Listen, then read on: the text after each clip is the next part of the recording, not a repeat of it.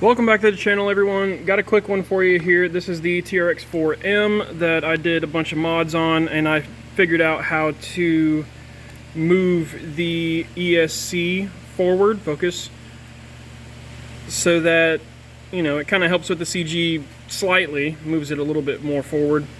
But basically there's a little wire tab or wire holder on the back of the battery tray. Trim that off, move the wires to the outside here, just like that.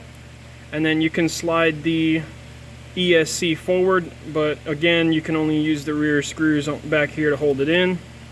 Also, I did achieve my shock mod. I did flip the shocks because these plastic shocks, if you have them set up normally these bottom caps will start to leak. But if you flip them over, less chance of them to leak. Plus, it helps lower the CG slightly. I mean, everything's relative, but the larger oil-filled part of the body on the shock being unsprung versus sprung, it makes it a little bit better for the CG purposes. Also, I noticed the servo was hitting the upper links, so you can see there I did, you can see there I did a little bit of a trim on it, on the servo, using a Dremel. Come on, focus. There you go. I did do a little bit of a trim on the back of the servo corners so that it clears the links. So now the whole thing is a lot nicer. It's a lot more adjustable. I like how it sits.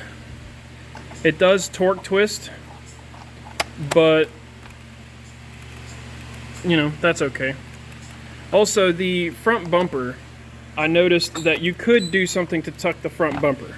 I'm not going to do it because this person said that they didn't want me to modify how the body looked. But if you look, this piece here where the body clips onto, alright, you see how this is part of the bumper and it's just screwed in right here. So if you take and you cut this down right here, drill a new hole, and then you'll have to shave some of this down so that the front part here will slide into it, then you can slide it back.